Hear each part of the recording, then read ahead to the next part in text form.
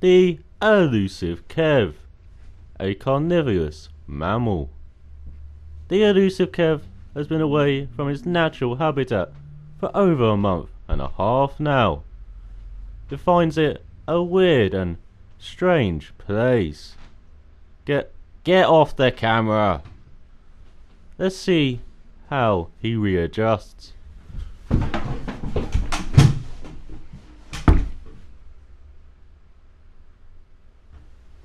Not very well then. Roll it.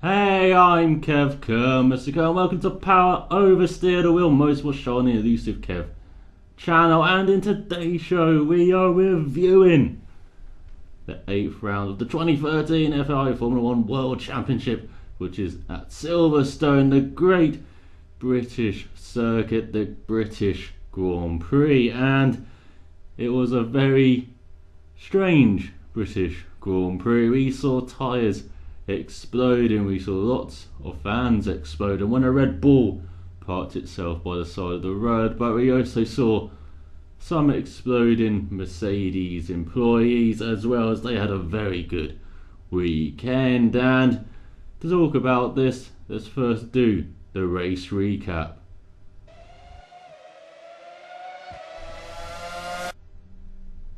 So the race recap, and there was lots to recap in this race, sadly for some bad reasons, but also for some good reasons as well. So let's start at the beginning now, and actually let's start with qualifying, because Paul di Resta qualified a brilliant 5th in his Force India, but it was found his car was 1.5 kilograms underweight in the post-qualifying scrutineering, so he's sent to the back of the grid, or 21st place, because Van der Garde in his Cajun was given a 5 grid penalty for changing his gearbox, and so he went to the back. And this was after he already had a 5 place grid penalty for collision with Hulkenberg in the last race. So let's actually get onto the grid. Let's look at the start. So it was 2 Mercedes, 2 Red Bulls at the front, but 2 of these cars did not get away well. Hamilton did though from pole, but Rosberg was slow away, and Vettel took advantage of that, went past him in the Abbey curve up to second.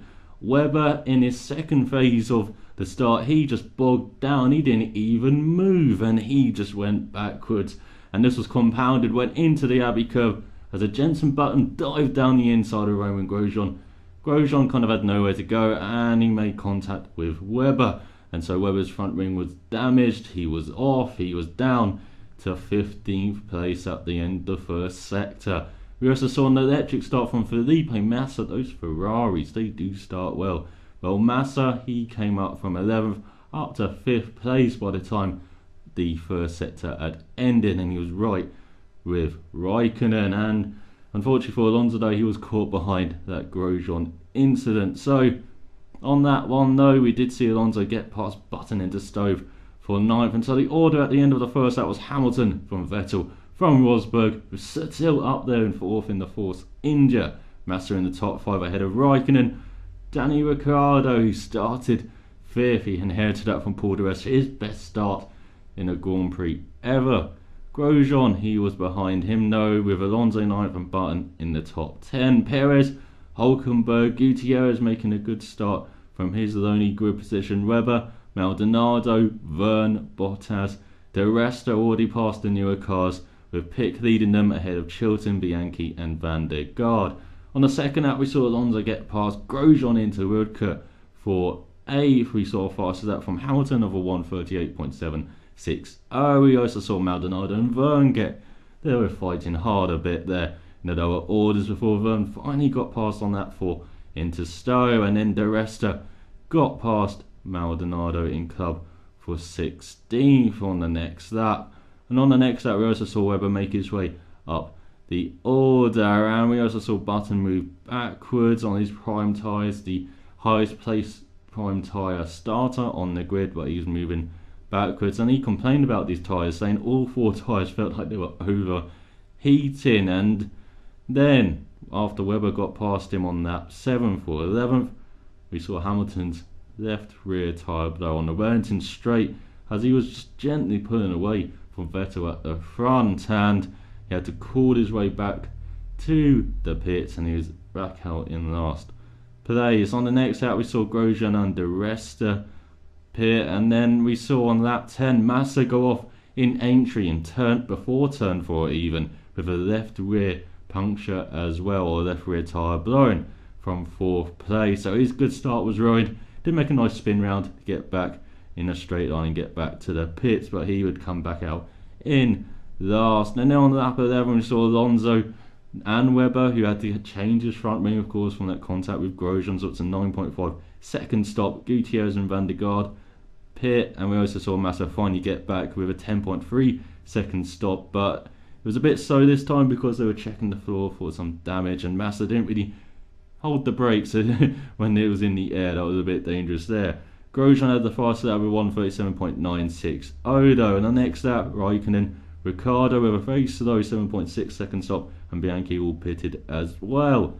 Then on lap 13, some more pit stops to Rosberg, for Settil, for Chilton. Webber was doing the fastest lap with 1:37.396 as he tried to get his way up the order. A bit like Alonso, he quickly got past the 2 Lotuses and Verne into 4th on lap 13. Lap 14 we saw Vettel pit from the lead. We also saw Grosjean get the infamous, now I think, Kimi is faster than you message. We also saw, as Raikkonen was making his way past Grosjean, John-Eric Verne's left rear tyre also went, this time down the hanger straight. Rosberg did a fast lap with 1:36.743 before Vettel replied on the next lap with a 1:36.698. On lap 16, though, the safety car came out due to all this debris, due to these tyres being a bit unsafe. 3 of them had blown already in the first 15 laps of the race, and at this point Charlie Whiting did say he considered red flagging the race, but we heard on team radio though it was all about staying off the curves, as we heard from Vettel's. Bottas and Pitt pitted on this lap, so a third of the way into the race on that 17, Vettel was leading from Rosberg, Settil, Alonso, Raikkonen, Grosjean, Ricciardo, Perez, Webber and Button in the top 10. The rest making great progress from the back. Hulk, Gutierrez, Hamilton, Maldonado, Verme, Bottas, Pick, Bianchi, Chilton, Van der Garde and Massa. During this time, Webber did question what the hell happened with that start, and also question what happened to Seb, because he was told about Seb's tyre having cuts on it, on his, I think it was on the left side tyre as well, so he was told to be careful. Rosberg was also told to be careful because of all these rear tyre fares. He said it's happening when the tyres are getting hot and we think the cars are running over the curves, and he was also told how Massa had a failure and went off in turn 4 or in entry. On lap 19 we did see Adrian Newey with picture proof of this Vettel cut tyre, and with notes of staying off the curves and raising the tyre pressures, which would, hopefully lessen the load on the tyres a bit. And on lap 22 it did go green, and then we did see some passing from Webber around the outside of Perez in Brooklands for 8th. Massa was up to 18th by the end of the lap from the back, passing the new cars and was right behind Bottas. On lap 23 we saw Hamilton have a look down the inside of Gutierrez in the field, but that door was firmly shut. But on the next lap he did go down the inside of Gutierrez into Cops. Lap 25 Verne DRS by Bottas into Brooklands, and then passed around the outside by Massa into Cops for Massa DRS Bottas down the hanger straight. And during this we also saw Hulkenberg pit, and he was back out in 19th, so Massa was making his way nicely up the order by the halfway mark of the race. On that 27, Verne was last with his damaged floor. He was moving back very fast, and he did eventually retire about 10 laps later.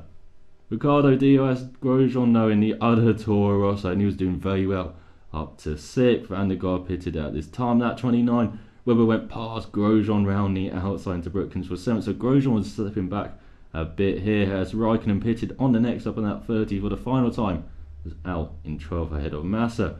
Gutierrez also pitted from, we didn't actually see this on the television screen, but in this he had a tyre failure, a front tyre failure, as his wing went everywhere On that 31, Alonso and Grosjean pitted, with Alonso coming out behind Raikkonen. That 32, Webber pitted, and Grosjean was past Maldonado for 13th on his fresher tyres. That 33, Ricciardo and Button pit. Button for the final time. I think both of them actually for the final time. The rest and Hamilton battled for a few laps. It was a nice action there before Raikkonen and Alonso passed Hamilton in Cops, and then Webber was doing the fastest lap on his fresh tyres, 1:35.41. On the next lap, the four cylinders double stacked. Nice slick work from that team, with Perez and Bianchi also pitting. Webber was past Hamilton into Brooklyn. At 35, Rosberg was in and out in second. Charles Pic also pitted and was out in 18th, ahead of Bianchi in the battle of the newer teams. Webber DRS'd Alonso into Stove. The rest of damaged his front wing on Hulk's rear left tyre in the loop in turn 3. It was a bit of a clumsy collision there. At 36, the Vettel pitted for the final time. Was out in first after a 2.6 second stop. Very slick pit work from the Red Bull team. Button DRS past Massa for 11th into Stowe, and we also saw Rosberg up his challenge to Vettel here, 1:34.371, the fastest lap, as Verne pitted. That 37th, Verne retired as well. On that 37th, Hamilton and Massa pitted. Hamilton was out in front of De Resta, but De Resta DRS back past Hamilton, and then they were side by side on the exit of Luffield, but De Resta hanged on the outside for 11th. But on the next lap, Hamilton was down his inside into entry, had the DRS and just drove away. Massa was past Bottas for 13th. That 39, Rosberg on the radio, he's told the rear was not a problem, but the front was a bit limiting. So that was good news that the front left, is not that a problem now, at least for Rosberg. Bottas also pitted and Button was into 9th, DRSing Grosjean down the Wellington straight. Grosjean really slipping down this race. At 40, Setiel defended hard from Ricciardo in Cots, very hard, and you could question if he really did leave a car gap on that corner. Hamilton DRS'd Grosjean into Stove and into 10th place. Gutierrez pitted again. He was making a number of pit stops, and then on that 41, Rosberg catching Vettel, and then Vettel slowed in Club and Vale, and he retired with a gearbox problem on the start finish straight, right in front of the British fans. Alonso decided to pit for the final time on this lap, and on the next lap the safety car did come out, and on that 43, Rosberg also pitted. Interestingly for primes, Webber, he pitted for options. Alonso had already pitted. The number of drivers had pitted for tyres, thinking they had enough time to regain that ground they had lost.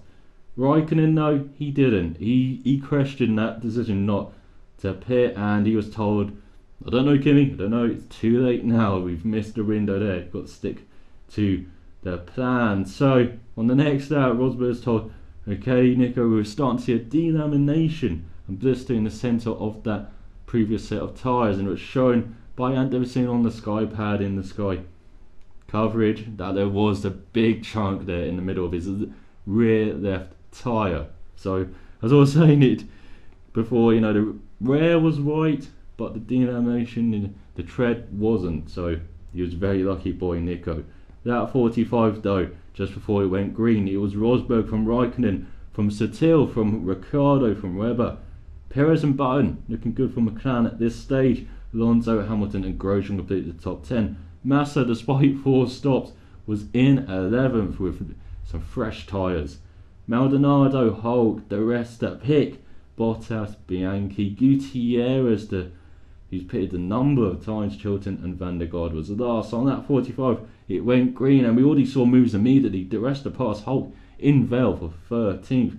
That 46, we saw Webber pass Ricciardo down the inside into Brooklyn, on to pass Button and Cox for 7th, and then down the hanger straight, Perez's left rear tyre went just as Alonso was making the move past him. Luckily he chose the right side. If he went down the left, tyre in the face. And Button was defending hard for Massa into Vale, and so Perez then back to the pits, and he actually retired. At 47, 5 laps to go. Massa down the inside, Button in entry with Grosjean following through on the Wellington straight. Webber was past Sittel and Brooklands for 3rd. Alonso around the outside of Ricciardo and Vettel, with Hamilton down the inside in the club as he falls to 7th. Ricciardo falling back on those used tyres. Webber down the inside, Raikkonen into Cox for 2nd on the next lap though. He was gaining on Rosberg, and Alonso's down the inside, Sittel into Club for 4th.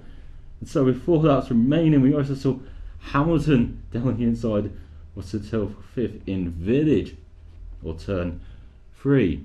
Yes, or turn 2 if you don't really count Farm as a corner, but Rosberg did the fastest lap, 1:33.738. He upped his level a bit there.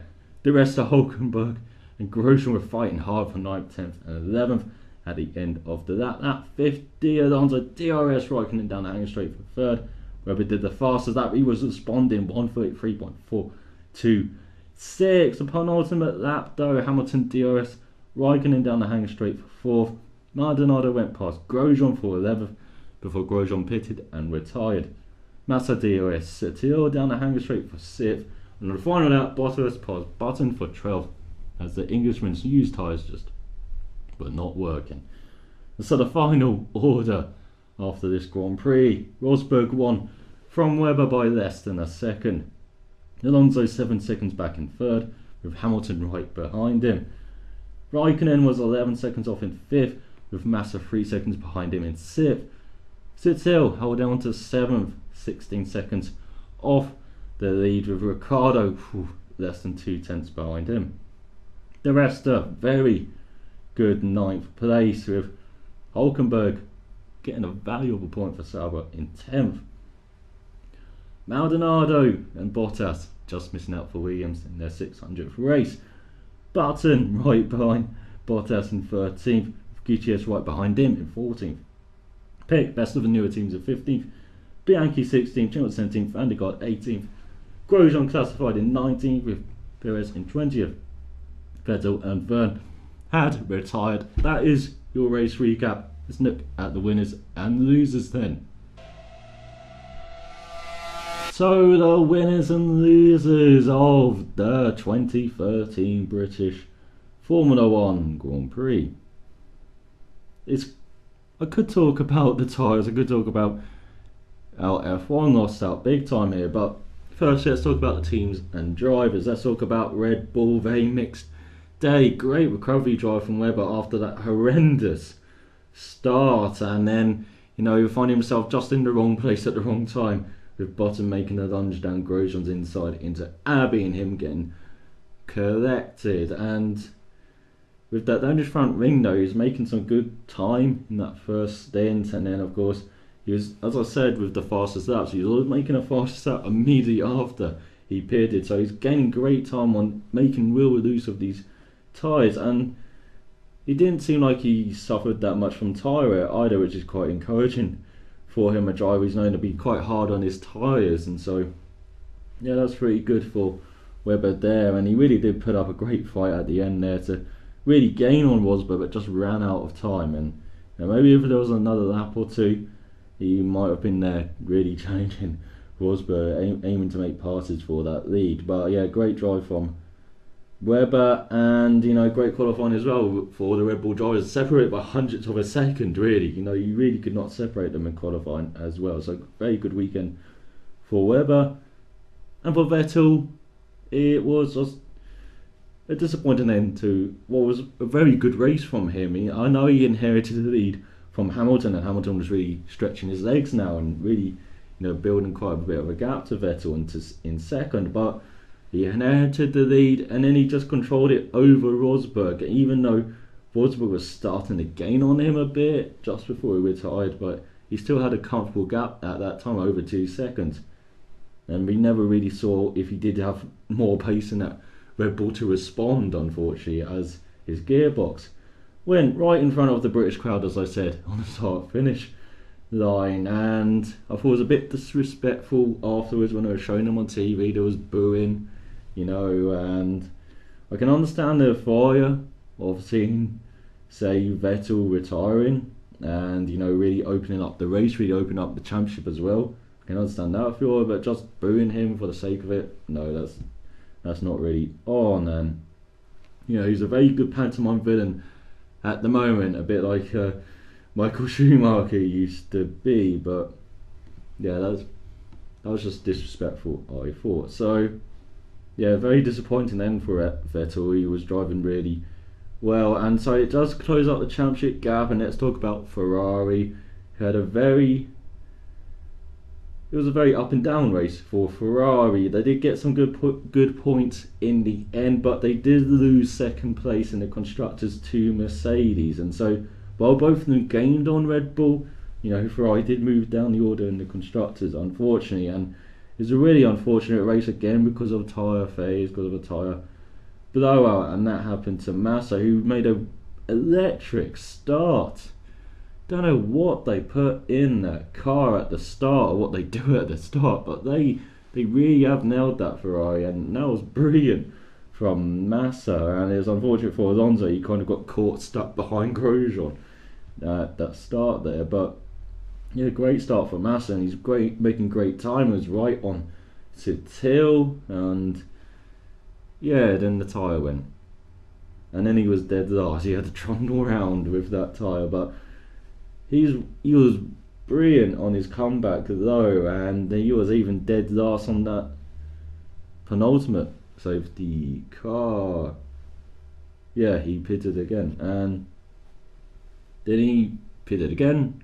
He was 11th in that final safety car, and then he made some good moves, and he got past the Till finally and came in 6th. And that was another missed opportunity of a podium at Silverstone. Never had one like Jenson Button at Silverstone, even though it's one of his best tracks on the Canada for Massa, 2008 aside, but it was one of the best tracks on the Canada for Massa, so it's really surprising to see he hasn't got a podium here. But yeah, very good race for Massa, and probably the best result possible for Alonso as well. Red Bull and Mercedes kind of were ahead there at the front, so to get third and gain points on Vettel at the front, that was very good for Alonso. And yeah, another very solid weekend from the Spaniard there, and we're going to say that a lot in the future of this championship of this season as well. Well, Alonso, very solid, got good points, and there's another podium as well. And I've got to say about Webber, it's actually his 5th consecutive podium at Silverstone from 2009 to now, and hopefully he continues that next year with Porsche in the World Endurance Championship as well, that run. So yeah, very good track for Webber and very good race for Alonso. Mercedes, of course, winning with Rosberg, and he very slightly drags him in the championship battle. I know he's 50 points off, but he's shown that he can be right up there. He's shown that he can win, and he's had technical problems before this season, of course, in Australia, and he's only 7 points behind Hamilton in the standings. And to be honest, I thought Hamilton would be a bit further in front of Rosberg now, but he shows how great a driver he is. I know he inherited kind of this position from Hamilton's problems early in the race, but he took full advantage of it. He was just a quiet man in that race. He was gaining on Vettel, as I said, and so yeah, he just drove a great race there. And when Webber challenged him near the end, he responded, and he put in that fastest lap on the penultimate lap, with 4 laps to go, and then Webber responded to him, but then he just managed it for the next couple of laps till the end. So yeah, great drive from Rosberg, and to be on the front row as well, even though he's 4/10 behind Hamilton with a new track record in the 1:29.6. Amazing quality of that from Hamilton, and he was just controlling this race. Unfortunately, the tyre went, so you can't really blame Hamilton for his race, and another great recovery drive to get up there in 4th place, not far behind Alonso actually at the end. So maybe if there's another couple of laps, he could have maybe challenged Alonso for 3rd as well. Lotus and Kimi Raikkonen, very unhappy about that tyre call near the end of the race, and I would be as well, but he's a senior driver. Surely he could have just come in, just message and be like, I'm coming in. It's kind of a position where sometimes it's a team's call, sometimes it's a driver's call, but as I say, he's a very senior driver, and I expect him to maybe make that call there, and would have realised that with a few laps to go, it probably would have been better to change the tyres there. But still a top 5 for him, still good solid points, still up there in the championship. So you can't really say he's really lost out, because he did gain some solid points, but he did lose a podium there. And Grosjean, I just don't know what happened to him. He just fell backwards. I'm guessing he had damage or something, because he did retire with a lap to go. But yeah, it wasn't a very good race for Grosjean, and it started that way as well. And as I said, hit Webber, so it just didn't work out for Grosjean that race. And even though he did out-qualify Raikkonen, on the Saturday, so that was good to see, but still trying to work out that Sunday pace, it seems. And then we have,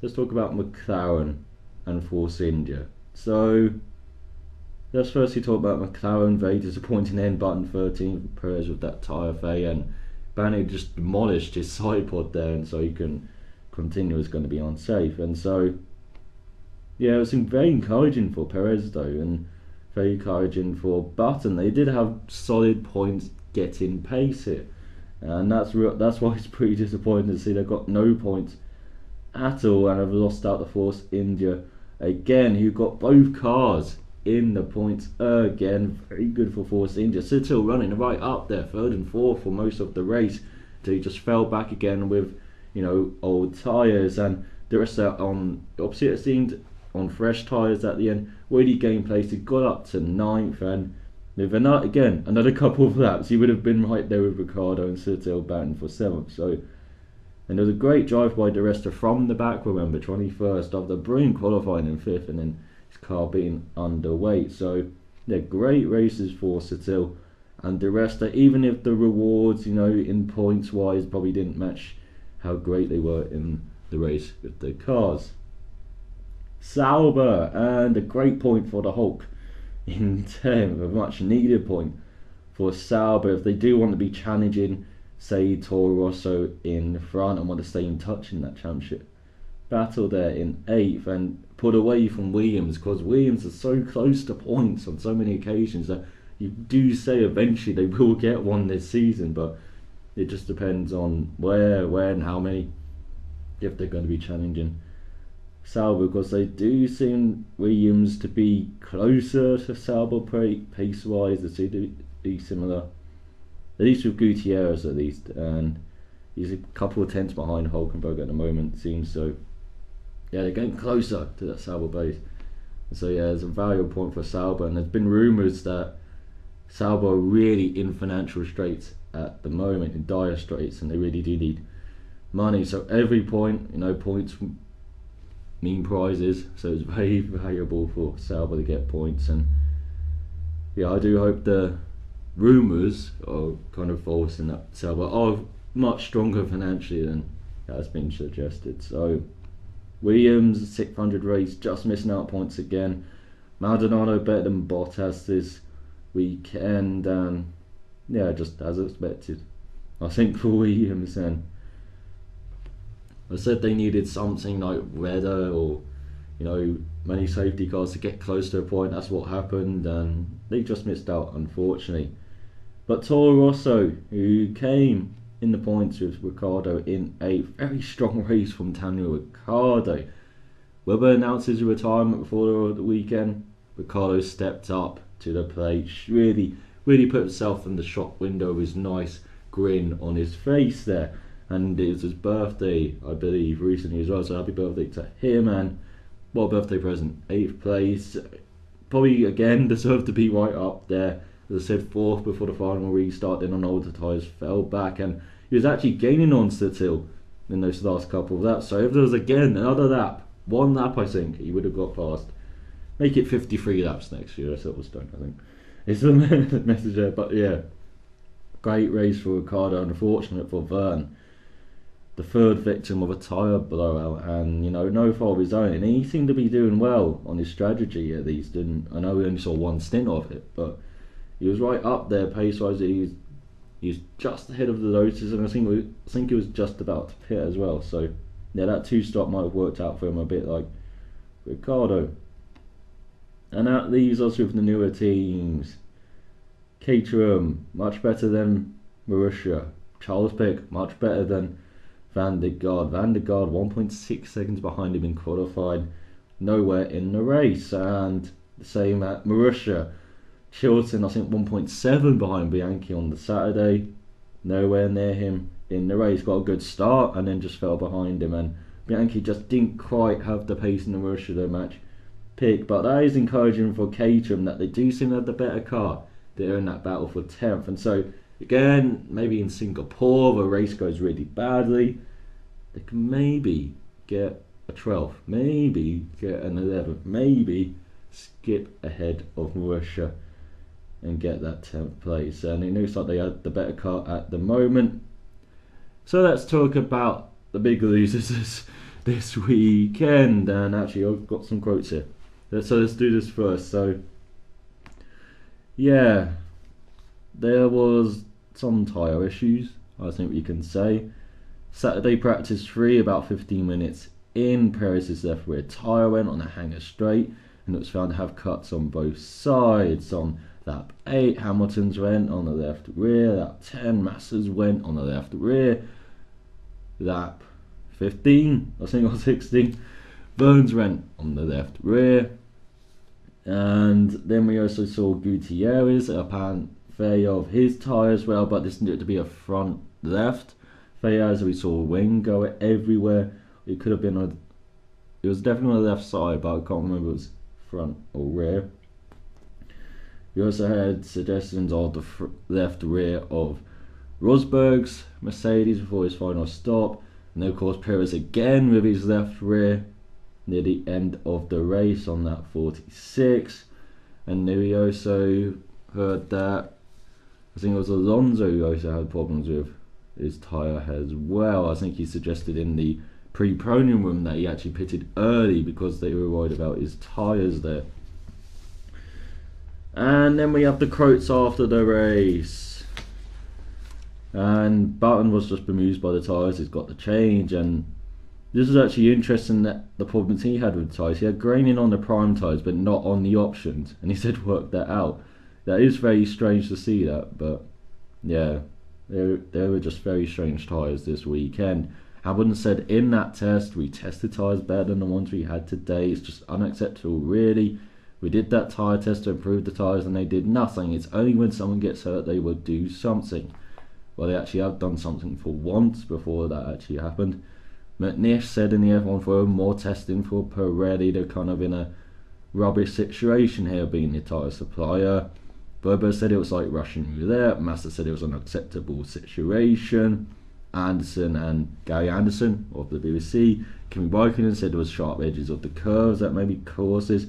John-Eric Verne, he was interviewed during the race after his retirement. I hope they do something else. A really bad accident could happen. And we had Paul Henry. When questioned by Gary Anderson about his theory, he did say we had a similar issue in Turkey 2011 with the curving. So sharp curving maybe did contribute. It definitely looks like it did here from the quotes we've seen here and from what they found out afterwards. Because Pirelli today, they've released a statement about what they're going to do from this race onwards and what they found out, and they've basically just thrown the teams under the bus.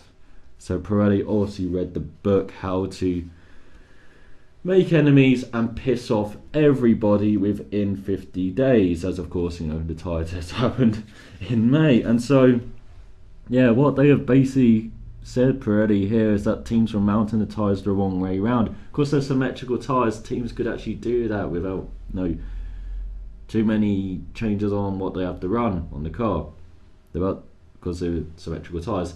Now Pirelli are going back to the 2012 construction where they're asymmetrical tyres, so there won't be that issue of teams running it illegally. And Pirelli have called for much steeper measures on checking the cars. They want a FI delegate there to check that these teams are doing everything as Pirelli suggested. And Pirelli, they suggest the PSI to run a tyre before the weekend. Every team gets this, like a little pack from Pirelli what to do, and it seems like the teams are kind of underinflating the tyres as Pirelli suggests here, and running extreme camber settings, which of course, with like a toes, like running the tyre like they're putting all the load like on the extremes of the tyres, on like on the sidewalls. That's it, on the tyres there, and you know that's the weak part of the tyres. Going at Anderson explained on the BBC, and Davison and McNish and all these experts, Chanduk, I've seen Tony Jardine talk about. I've seen loads of people talk about how that is the weak area of the tyres and talk about tyres, and Can Chanduk as well. I haven't had that on the quotes, but he was talking about how they got to take sensible measures. Don't be over extreme here. Just one in sensible doses, and it appears for once the FIA, Pirelli, and the teams have done so. So Pirelli also, underlined how the 2013 tyre does not compromise in safety. It is a very safe tyre. It's requested by the FIA, of course. This formula and Pirelli are adhering to it, and Pirelli have just calling for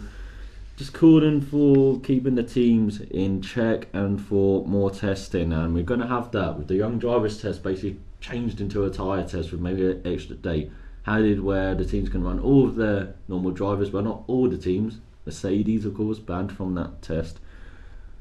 But this is just a big one for F1, and for once I like the response they're doing. I don't like this statement from Pirelli. I find something perplexing, but I'm not a technical expert, so I'm going to give them the benefit of the doubt at the moment, unless we see something different in Germany, which makes me raise an eyebrow and go, what the heck were they trying to say here? But there's going to be more testing. There's going to be winter testing as well for these tyres as well, and I do hope they move a young drivers test at the end of the season, like at Abu Dhabi, like they used to have it. I do hope they do that, because that's also safety in the young drivers run, because teams, they'd be less reluctant to go for rookies if they got no mileage underneath them, and for a safety standpoint as well, they need to understand the tyres. They need to understand how an F1 car works. I think it was it Gutierrez who set off like the fire extinguisher earlier in the season in his own car. I think it might have been a driver last season, I can't remember. But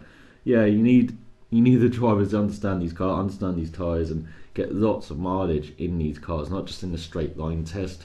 Where's the steering? You need them in proper practice sessions, doing hundreds of laps, in testing. So I do hope the young drivers test comes to the end, but I'm kind of rounding off point here. But winners and losers. Big loser was F1. That was just embarrassing, seeing those tyres explode. You should not be in a situation like that where you have tyres going like that, and I've never seen it before, and I've seen it in Indy 2005, but I've never seen it in a race situation before. Unfortunately, in Indianapolis 2005, politics got in the way of a situation, of a quick, sharp resolution there, a situation of putting like tyres in that banked turn there, or maybe even letting teams use British tyres for that race. But of course, there's contracts there that find a way, and Mosey on Sky Sports, they're doing F1 Architects, and Mosey in an interview said, being interviewed by Steve Weiss, said we hadn't done adequate testing for that, of how putting chicane there in the middle, would it work? And that's basically bullshit, I think. But you don't need to test to put a chicane there. Look at the 94 season. He didn't exactly make circuits test there after the terrible weekend at Imola. He put chicanes freaking everywhere. He put them in the turn in Spain, which is no longer there, and if he put a chicane tyre there, he put tyres on the straight at Canada for 94 and 95. He put a chicane in El Rouge, which was very unpopular, and he basically overreacted there. And then in 2005 he very underreacted, it seemed. But we're getting off topic here. But it seems like now in 2013 there's a good, sensible reaction, at least it seems, to the situation that happened after this race. There's more testing. As I said, I'm not really sure about this statement from Pirelli yet.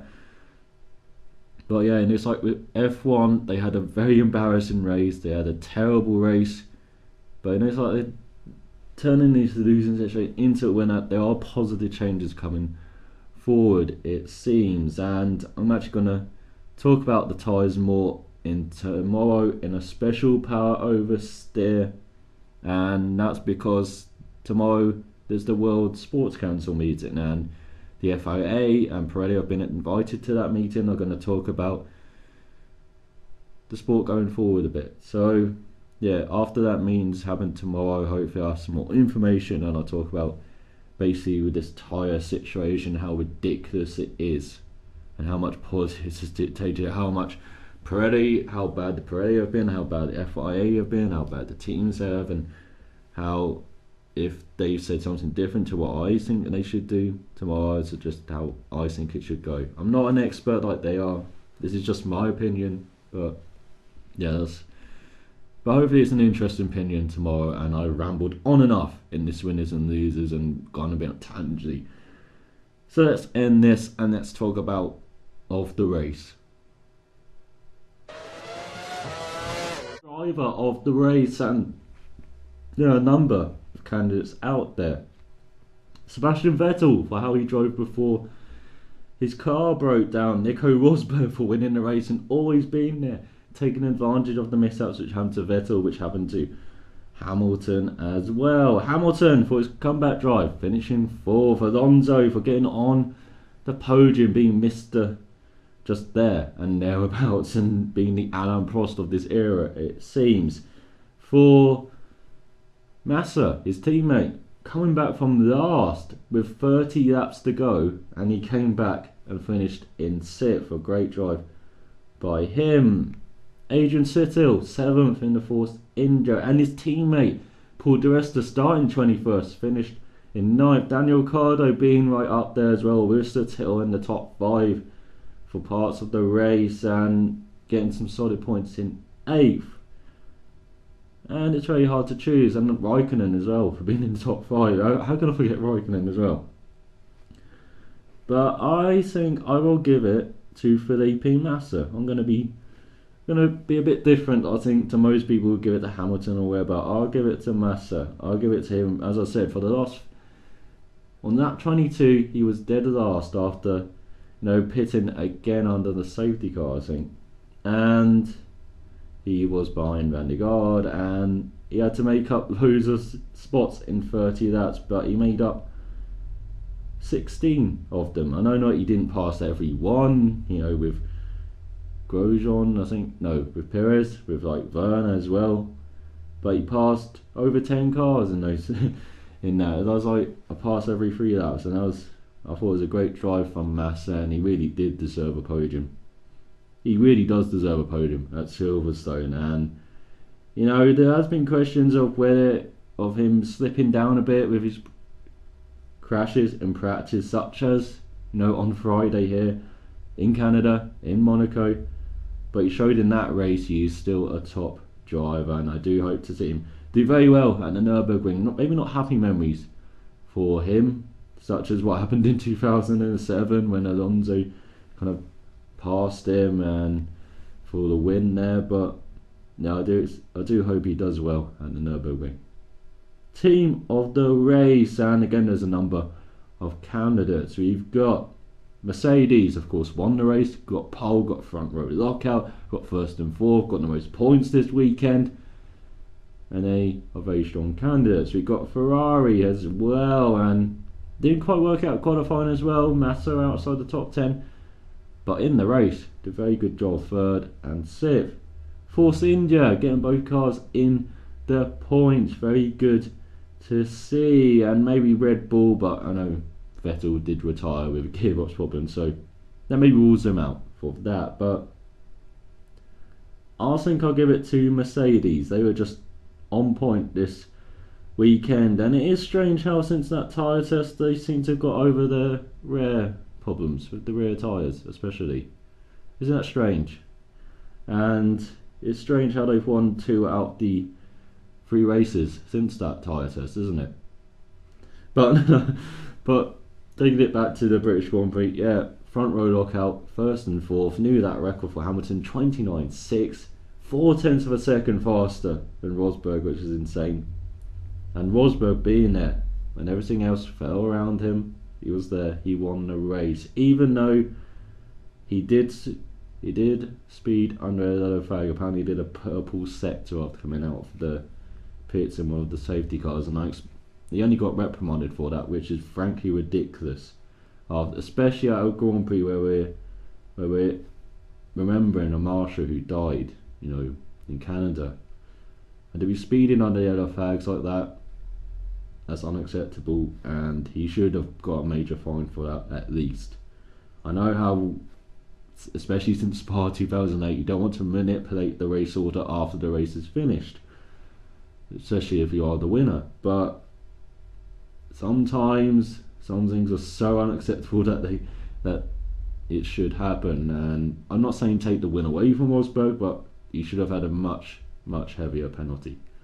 So yeah, that is the British Grand Prix, and I'm going to be back again in this seat, probably looking a bit less dishevelled as I probably will shave, but tomorrow I will hopefully have the talk about the tyre situation in F1 up in a special power oversteer and a special one-off power oversteer. I hope to maybe do power oversteers like that in the future, where I'm not just reviewing and previewing, I'm talking about issues in F1 and in IndyCar as well, because IndyCar's in Pocono this weekend along with F1 at the Nürburgring, so you're going to get two previews as well. It's going to be power oversteered out this channel, I feel, in the next week. But yeah, I hope you have enjoyed this, and I'm out for watching. So till next power oversteer, cheerio.